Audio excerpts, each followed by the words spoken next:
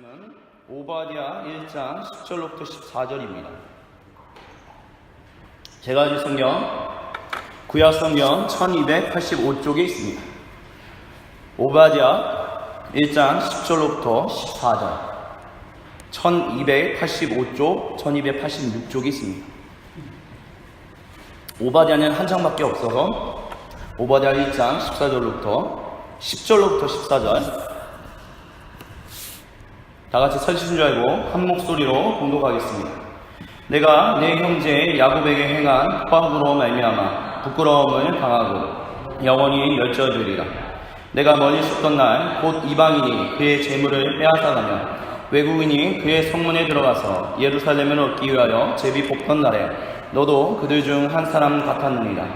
내가 형제의 날 곧 그 재앙의 날에 방관할 것이 아니며 유다 자손이 패망하는 날에 기뻐할 것이 아니며 그 고난의 날에 내가 입을 크게 벌릴 것이 아니며 내 백성이 환난을 당하는 날에 내가 그 성문에 들어가지 않을 것이며 환난을 당하는 날에 내가 그 고난을 방관하지 않을 것이며 환난을 당하는 날에 내가 그 재물에 손을 대지 않을 것이며 내 거리에 서서 그 도망하는 자를 막지 않을 것이며 고난의 날에 그 남은 자를 원수에게 넘기지 않을 것이니라. 아멘. 여러분, 영화 중에 혹시 로미오와 줄리엣을 보신 적이 있으신가요? 아니면 소설로 로미오와 줄리엣 또는 연극으로 로미오와 줄리엣을 보신 적이 있으신가요? 제가 로미오와 줄리엣을 처음으로 경험했던 것은 아마 90년대 후반으로 기억하고 있습니다. 레오나르도 디카프리오가 연기했던 로미오와 줄리엣을 제가 처음으로 봤었는데요. 제가 개인적으로 레오나르도 디카프리오를 그때 당시에 되게 좋아하는 배우였었기 때문에 레오나르도 디카프리오가 나오는 영화는 다 봤었어요. 나오니까 봤는데 그게 이제 고전 명작인데는 제목만 알았지 내용은 몰랐던 거죠. 근데 그 내용을 보는데 이제 그 내용을 보면서 참 슬프다라는 생각을 했었어요. 근데 그 영화를 보면서 또 제 머릿속에 들었던 생각이 그런 거였었습니다. 왜 로미오와 줄리엣은 서로 원수가 될 수밖에 없을까? 가문의 원수잖아요. 근데 그 가문의 원수가 로미오와 줄리엣 그 당사자의 원수는 아니었거든요. 근데 그들은 그 영향권 안에서 살고 있는 거예요. 그러니까 자기가 원수로 여기지 않는 사람들이 그 길거리에서 누군지도 모르면서 그냥 지나가던 사람이 원수의 가문의 사람이야 라고 얘기를 들으면 바로 표정이 바뀌는 어떤 그런 것들. 멀리 서야 해요. 그래서 로미오와 줄리엣도 서로 멀리할 수밖에 없고, 그러다 보니까 로미오가 자기가 친하던 사람이 죽음으로 인해서 그 가문에 복수할 수밖에 없고, 줄리엣의 형은 오빠를 죽일 수밖에 없는 이런 일이죠. 왜 그 로미오와 줄리엣은 그 영향권에서 벗어날 수 없었을까? 그게 머릿속에 좀 들었던 생각이었었습니다. 그래서 머릿속에 또 들었던 생각이 뭐였냐면, 영화에서는 그러겠지, 현실에서는 그러지 않겠지, 현실은 다를 거야, 그런 생각을 많이 했었는데 그렇지 않다는 것을 금방 알았죠. 왜? 북한만 봐도 현실에서 그런 일이 일어나고 있다는 것을 우리는 너무나도 잘 알고 있습니다. 얼마 전에 CNN 뉴스 기자가 북한에 들어가서 취재를 했었습니다. 근데도 열심히 여러 사람들을 막 찍어요. 근데 열심히 뭔가 이렇게 칼질 또 총 쏘는 그런 어린아이들을 보면서 총을 되게 잘 쏘네요. 누구를 향해서 이렇게 총을 쏘는 겁니까? 그랬더니 그 어린아이가 대뜸하는 얘기가 우리의 원수인 미제놈들에게 총을 쏘는 것입니다. 이러는 거예요. 그러니까 이제 CNN 기자가 이제 당황한 거죠. 아니, 미국이 뭐 잘못한 게 있나요? 우리의 원수입니다. 우리 수령의 동무의 원수는 우리의 원수입니다. 이러는 거예요. 그랬더니 이제 CNN 기자가 자기가 누군지 밝히는 거예요. 내가 미국 사람인데 그럼 나를 써 죽일 거냐고. 그러니까 약간 당황한 것 같아요. 근데 어쨌든 같은 말을 반복하는 게 뭐냐면 미국 사람은 우리의 적입니다. 우리가 반드시 죽여야만 할 사람입니다. 이런 얘기 하는 거예요. 근데 그게 농담으로 그러는 걸까요? 아니요. 북한 사람들이 얼마나 그 미국과 대한민국에 있는 어떤 사람들에 대해서 얼마나 그 큰 믿음을 가지고 살아가고 있는지, 얼마나 그 세뇌라는 것이, 얼마나 그 교육이라는 것이 얼마나 그렇게 영향을 끼치는 것인지. 사랑도요, 그렇기 때문에 사랑도 그냥 저절로 습득되는 것도 아니고 미움과 증오도 저절로 습득되는 것이 아니다라고도 얘기할 수 있을 것입니다. 어쩌면 그것이 가문의 일 가운데서, 어떤 민족의 일 가운데서 사랑이 흘러내려갈 수도 있고요.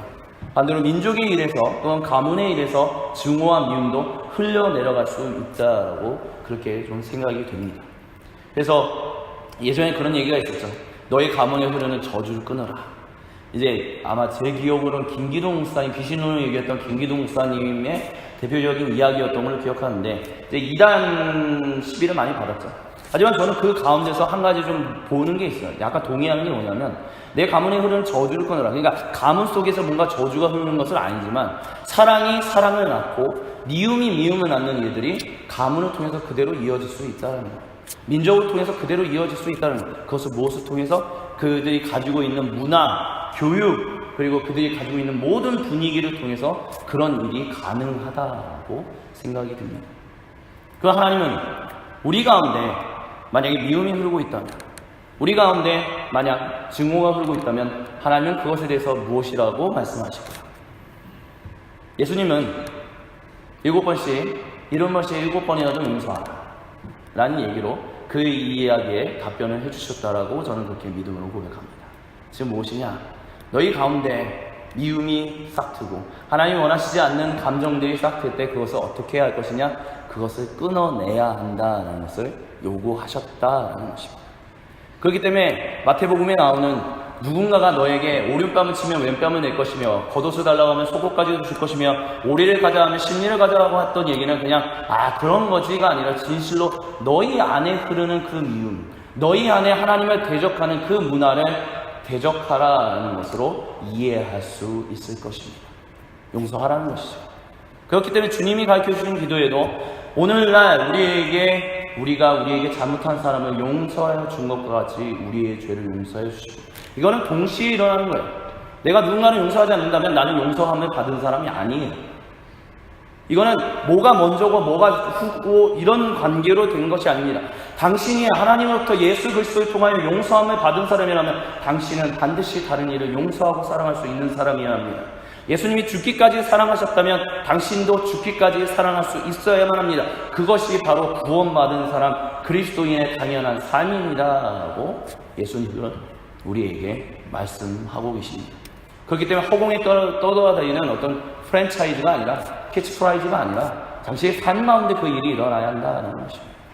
그런데 만약 그 일이 일어나지 않는다면, 만약에 우리에게 하나님이 용서하라, 사랑하라 그 일이 계속해서 너의 형제와 자매를 내가 너를 사랑한 것 같이, 내가 너를 용서한 것 같이 너를 사랑하라, 용서하라 라는 것을 우리가 계속해서 하지 못하고 계속해서 거부하고 오히려 그것을 하나님, 나는 싫어요, 나는 안 할 거예요, 하나님 난 당신이 아무리 뭐라고 얘기하든 나는 그 일을 하지 않겠어요 라고 한다면 어떻게 될 것인가? 그것이 오늘 우리가 읽었던 오바댜에 나오는 이야기다라고 얘기할 수 있을 것입니다. 오바댜, 성경에 나오는 요나, 오바댜, 나움은 대체적으로 이스라엘과 남유다 사람들을 향한 예언자들이 아니라 하나님의 백성들이 아닌 사람들, 아닌 민족들을 향하여 예언을 외쳤던 사람들입니다. 오바댜, 나움. 근데 오바댜는 특별히 누구를 향하여 하나님의 예언을 외쳤냐면 바로 에돔을 향하여 외쳤습니다. 그럼 에돔은 누구냐? 에돔은 에서의 후손이에요. 에서는 누구냐? 야곱의 형입니다. 근데 이 에서, 여러분 한번 생각해 보십시오. 에서가 누구 때문에 장자권을 뺏기고 누구 때문에 장자로부터 얻을 수 있는 축복을 다 뺏겼습니까? 야곱 때문에 뺏겼습니다. 에서의 입장에서는 솔직히 화가 날 수밖에 없는 상황이에요. 장자권도 뺏어갔지, 장자로서 받을 수 있는 복도 다 뺏어갔지, 근데 그래서 이제 이삭에게 가서 그러면 나에게 그 찌끄레기 복이라도 주세요 그랬더니 너는 오히려 네 동생을 섬길 것이라는 이런 이야기를 들으면서 마음속에 미움이 가득 찰 수밖에 없는 사람이 에서였습니다. 그래서 야곱이 수많은 세월이 지나 다시 이제 가정을 이루러 다시 아버지의 집으로 돌아올 때 에서가 500명이 되는 너무나 큰 장정들을 이끌고 그를 맞이하러 갔다는 것은 그들을 죽이려고 가려고 하는 그것이다 라고 이해할 수 있습니다. 그러니까 가만두지 않겠다라는 거예요. 근데 야곱이 하나님과 그 하나님의 천사 씨름에서 그 환도뼈가 부러지는 거에서 쩔뚝쩔뚝하는 모습을 보면서 에사가 그 야곱을 용서하는 모습을 보게 됩니다. 그리고 창세기 36장 1절부터 9절을 보면 에서와 야곱이 같은 땅에 머무는데 같은 땅에 에서의 그 가문과 야곱의 가문이 함께 살 수 없는 것들이 발견돼요. 즉 뭐냐? 그때 당시에는 다 양을 치는 사람들이었기 때문에 그 양을 먹을 수 있는 목초지가 에서와 야곱 두 가문에게 다 허락되지 않았다라고 창세기 36장에서 얘기한다라는 것입니다. 그래서 에서가 자신의 거처로 옮겨서 자신의 가족이 전부 다 이동을 하는데 거기가 어디냐면 사해 바다의 동남쪽에 위치한 세일산이라는 곳으로 거처로 옮깁니다. 그게 창세기 36장에 나와요. 그래서 그때부터 에서의 자손을 에돔이라고 얘기하면서 그 에돔의 자손은 세일산에 머문다라고 얘기를 해요. 근데 역사적으로 보면 그 세일산이 되게 척박한 곳이에요. 근데 그 세일산이 그 철이나 아니면 동광이나 이런 것이 많이 나는 곳이었기 때문에 또 교통의 요충지였다라고 얘기를 해요. 그래서 에돔은 거기에 머무릅니다.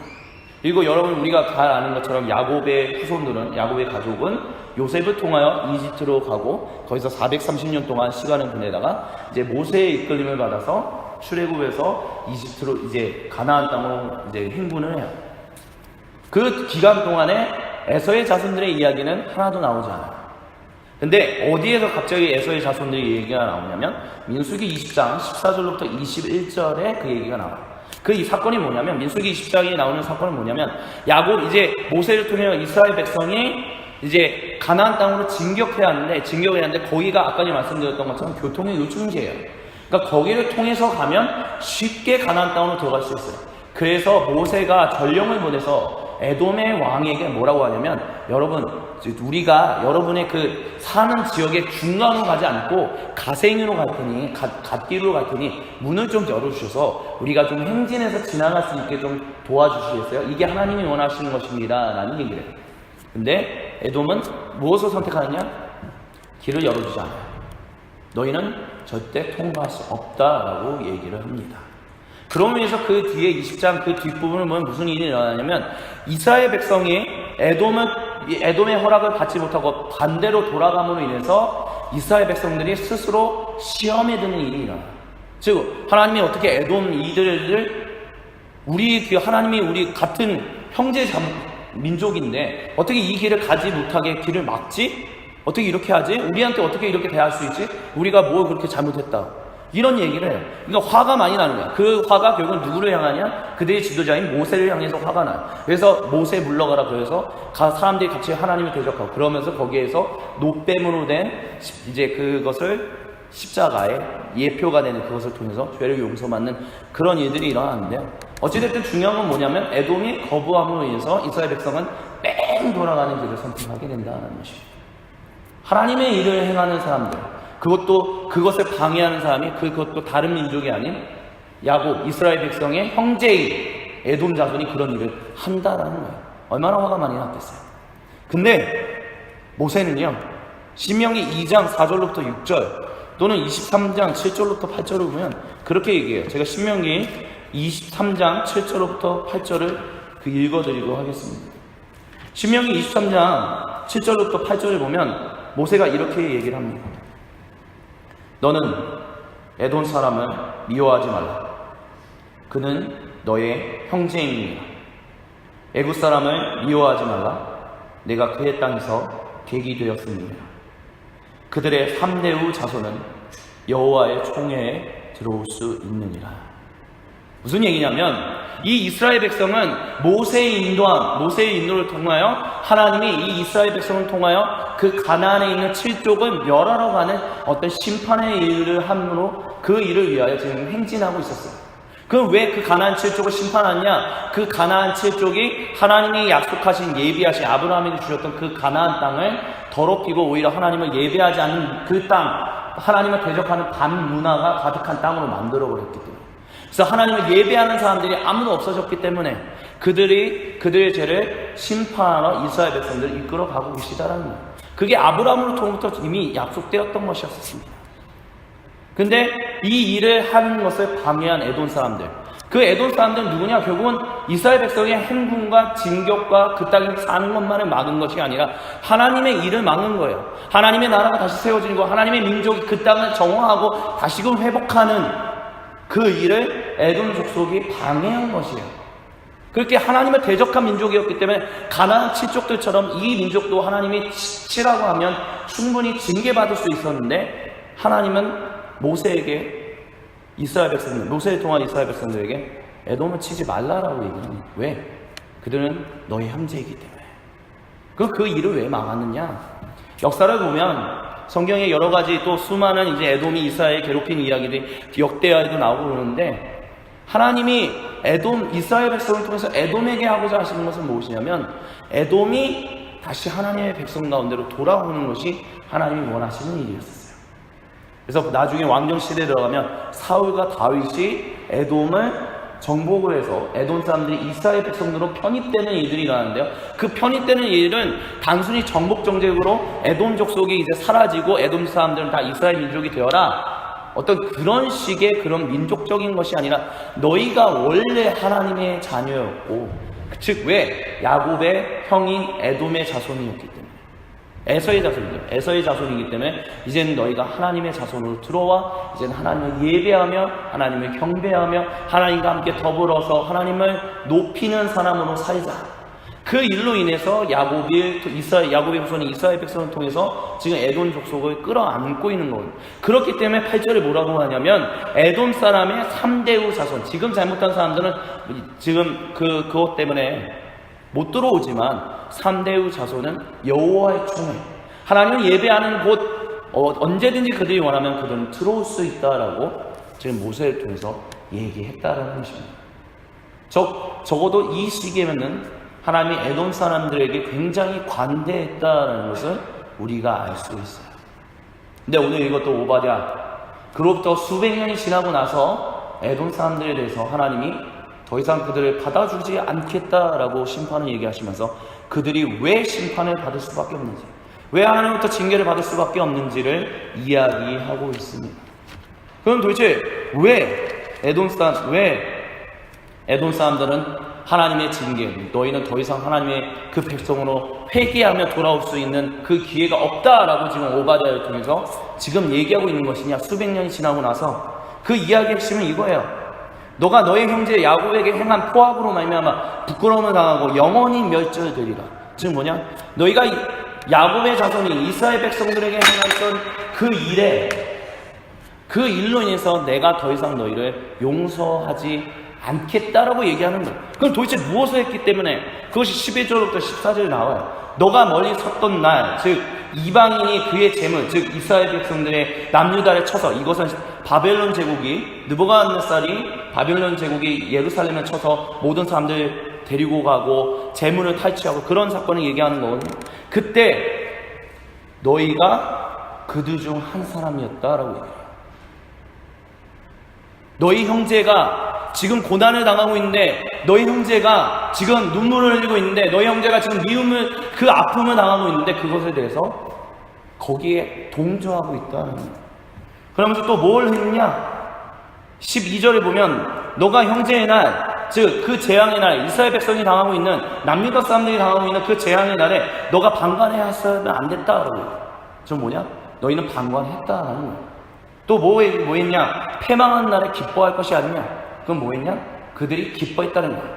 잘 망했다, 아싸, 박수쳤다라는 거예요. 또 뭘 했냐? 그 고난의 일에 너가 입을 크게 벌릴 것이 아니면, 입을 크게 벌린다는 것은 웃음을 표현하는 거예요. 하하하하, 잘 망했다라고 얘기를 하고 있다라는 거예요. 근데 우리를 결국, 그럼 왜 이렇게 이들이 그랬는가? 왜 에돔 족속이 왜 이렇게 수백 년 동안 하나님의 백성이 이스라엘 백성들에게 계속해서 미움을 가지고 있었는가? 저는 그 이야기를 에서와 야곱의 이야기로부터 시작된다라고 말씀을 드리고 싶습니다. 지금 무엇이냐? 에돔이 세일산에 가까운 것. 그들은 적어도 에서의 후손들로서 야곱에게 에서가 당했던 일들을 기억하는 사람들이었어요. 지금 뭐냐? 하나님이 야곱을 먼저 선택하셔서 야곱에게 복을 주시는 건데, 그 야곱이 이삭을 속이고 엄마를 속이고 에서를 속임으로 해서 장자권을 뺏어가고 장유로부터 받을 수 있는 모든 축복을 다 뺏어갔다라는 그 이야기를 알고 있는 사람들이었다라는 것입니다. 그렇기 때문에 그들이 에서는 좋은 마음에서 그 같이 머무는 것을 포기하고 세일산으로 그들의 거처를 옮겼지만, 그들의 마음 가운데는, 어쩌면 그들의 교육 가운데는 이 이스라엘 백성은 비록 화해는 했지만 얘네들 때문에, 이 야곱의 후손들 때문에 우리가 받아야 하고 우리가 하나님으로부터 받을 수 있는 복을 못 받았다라고 외치는 그 이야기를 기억하는 사람들이 바로 에돔 민족이었다라는 것입니다. 그렇기 때문에 이스라엘 백성들이 모세를 통하여 행진하는 그 시기 가운데 에돔은 이스라엘 백성이 그들의 그곳을 여러분을 괴롭히지 않고 여러분을 방해하지 않겠습니다. 여러분의 삶을 어그러뜨리지 않겠습니다. 약속하고 형제지 않습니까? 라고 하는데도 불구하고 문을 열어주지 않습니다. 왜? 우리는 너희와 형제가 아니야. 우리는 너희와 같이 하지 않을 거야. 너희는 이스라엘 백성은 우리 에돔의 적이야. 원수야. 그 흐름이 성경의 흐름 가운데서 쭉 내려왔었다라는 것입니다. 그런데 하나님은 처음에 모세를 통하여 이스라엘 백성을 이끌어갈 때 그 당시에는 에돔이 이스라엘 백성들이 행진하는 것을 그 길을 돌아가게 하는 것을 보고도 뭐라고 하지 않으셨어요. 너희 형제니까. 그것을 아직 기억하고 있죠. 430년이 지났지만 아직 기억하고 그것의 이야기를 알고 있으니까. 그래, 그럴 수 있지. 그럴 수 있지. 하지만 나는 그들을 포기하지 않았어. 그렇기 때문에 신명기에서 하나님은 모세를 통하여 이스라엘 백성들에게 너희는 절대로 에돔 족속을 너희 형제이기 때문에 과시하거나 멸시하거나 미워하거나 그들을 죽이려고 하지 말고 그들이 언제든지 하나님의 총회, 하나님을 예배하는 민족으로 들어오려고만 한다면 언제든지 받아줘라, 언제든지 문을 열어줘라 라고 얘기했다는 거예요. 그 이야기 가운데서 결국 하나님이 에돔 족속에게 이야기하고 있는 간접적인 이야기는 뭐냐? 내가 너희의 그 아픔, 너희 조상인 에서가 당했던 그 아픔은 내가 안다. 다만 그럼에도 불구하고 그 미움을 계속해서 가져가지 마라. 그 미움을 계속해서 흘려보내지 마라. 그래서 내가 이스라엘 백성을 통해서 그 가나안 땅을 회복하고 하나님의 나라를 회복하는 일을 방해하지 말고 하나님께로 돌아와 하나님이 주시는 그 사랑을 받아들여라 라고 하나님은 에돔에게 외치고 또 외쳤다는 거예요. 그게 몇백 년 동안, 무려 400년 동안 그걸 외쳤다는 것입니다. 그래서 이스라엘 백성 사울과 다윗을 통해서 에돔 족속이 돌아오게 하고 하나님을 예배하게 하고 우리 같이 하나님 예배합시다. 그런 일들을 계속 하는데도 그 일들을 했다는 거예요. 근데 이 에돔 족속은 기회만 되면 우리가 독립해서 우리의 가우, 우리의 민족의 조상이 원수인 이스라엘 백성들 어떻게든 물리치자, 어떻게든 괴롭히자, 어떻게든 하자. 그거를 외치고 결국은 남유다가 하나님 앞에서 잘못함으로 인해서 하나님이 징계해 주시는 그 일에 같은 형제인데도 불구하고 박수치면서 야호! 잘 망했어! 야, 오케이! 잘 망했어! 망해야 돼! 저들 민족은 망해야 돼! 우리 원수니까. 에돔은 지금 그렇게 했다라는 것입니다. 근데 하나님은 그 오바댜를 통해서 너희가 지금 박수치고 기뻐하고 그걸 즐거워하고 있어? 너희 형제인데?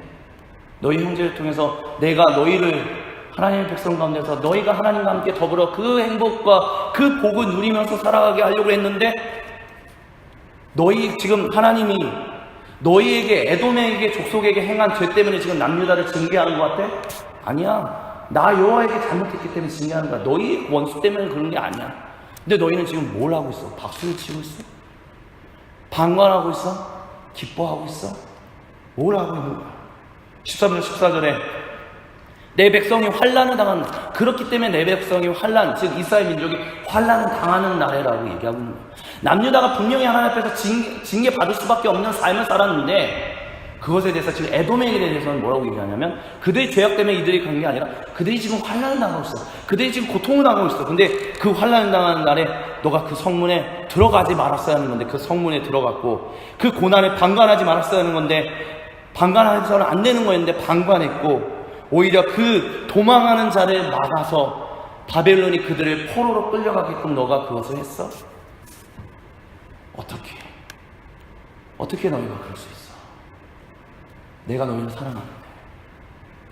지금 하나님이 오바댜를 통해서 에돔 족속에게 하고 있는 이 묵시는 바로 이런 이야기를 하고 있는 것입니다. 그러니까 에서의 그 후손을 통해서 400년 동안 그들이 당했던 아픔과 고난을 아니까 그들이 당했던 고통, 당했던 어떤 그런 것들을 알기 때문에 하나님이 기다리시고 처음에는 참고 인내하셨는데 그래도 무려 400년 동안 용서하기를 그래서 너희가 용서하고 이스라엘 백성은 용서하고 하나님께로 돌아오라. 그것을 400년이나 시간을 동안 하고 있는데 결국 끝까지 돌아오지 않는 일로 인해서 하나님은 무슨 일을 행하셨냐면 너희도 징계받을 수밖에 없어 라고 얘기했다라는 것입니다. 너희 형제가 눈물을 흘리고 있는데 그 눈물을 닦아주지 않고, 너희 형제가 아픈데 그 아픔인 거에 대해서 싸매주지 않고 오히려 그것이 잘 됐다, 더 망해야 돼, 이왕 망할까 쫄딱 망해야 돼, 더 망해야 돼, 그걸 말하고 있어? 그것을 박수치고 있어? 너희가 어떻게 해? 내가 너희를 어떻게 사랑했는데? 제가 하나님의 오발을 통해서 에돔에게 향하는 얘기는 바로 이것이다라는 것입니다. 그렇기 때문에 우리는 성경에 있는 예수님이 우리에게 주셨던 비유를 한번 기억해 볼 수 있어야 합니다. 하나님이 열매를 맺지 않는 나무를 찍어버리려고 할 때 그 나무를 관리하는 그 정원의 관리사가 그 하나님이라고 지칭되지 않지만 그분에게 나타나서 1년만 더 시간을 주십시오. 제가 잘 걸음을 주고 가지치기를 하고 함으로 인해서 열매를 잘 맺을 수 있게 하겠습니다. 근데 만약에 그렇게 했는데도 불구하고 열매를 맺지 못한다면 그때 찍어버리겠습니다. 예수님이 우리에게 주셨던 비유 중에 하나입니다. 그리고 그것이 오늘 우리에게 읽었던 이 말씀의 핵심이다라고 이야기할 수 있습니다. 너희 형제의 아픔에, 너희 자매의 아픔에 우리가 혹시 박수치고 있지는 않은지, 혹시 우리는 잘됐다라고 말하고 있지는 않은지, 아니면 난 귀찮아, 뭐라 대대로 되라 하면서 방관하고 있지는 않은지, 만약에 우리가 그렇다면 하나님이 그것을 기억하신다는 것을 우리는 잊어서는 안 됩니다. 하나님은 우리가 말하는 모든 것, 우리가 행동하는 모든 것, 우리가 생각하는 모든 것, 우리의 마음속에 모든 것인지 그거 하나조차도 다 감찰하시는 분이다라고 분명히 말씀하고 계십니다. 물론 인생을 살다 보면 화가 나고 분노가 나고 잘 망했으면 좋겠다 그런 마음 들 때가 있어요. 그게 잘못됐다고 성경이 얘기하지는 않습니다. 저들은 그런 시편에도 주여 내 죄 원수의 그들을 제발 징계하여 주옵소서 그런 기도를 해요. 원수의 머리를 부셔 주옵소서 잔인한 얘기들 많이 해요. 그런 감정이 잘못됐다는 얘기가 아니에요. 근데 중요한 것은 그 감정에 매여서 우리가 하나님이 원하시고 기뻐하시는 그 일을 살지 못한다면 그것이 그 씨앗이 점점 뿌리를 내어서 그것이 걷잡을 수 없는 것으로 발전하게 된다면 결국 우리는 하나님으로부터 멀어질 수밖에 없고, 그렇게 하나님으로부터 멀어지게 된다면 결국에는 우리는 하나님이 사랑하는 사람들이 될 수 없다라는 것을 우리가 기억해야 한다는 것입니다. 원수 당함이 있을 때, 마음의 아픔이 있을 때, 고난이 있을 때 그게 그래 다 용서하자 이게 아니라 아프고 고난 당하고 그것이 하나님은 그것을 인정하시는 분이나 그것을 영원토록 가져가지 말라라는 얘기를 하나님은 이야기하신다는 것입니다. 영원토록 가져가지 말고 영원토록 그것을 너희의 가문에 흘려보내지 말고 어쨌든 주님 앞에서 그것을 회복하는 일들 해내라 라고 얘기하신다는 것입니다. 그렇기 때문에 너희는 죽을 때까지 용서하며 죽을 때까지 살아가며 죽을 때까지 하나님 앞에 나아오라라고 하나님 말씀하신다는 것입니다.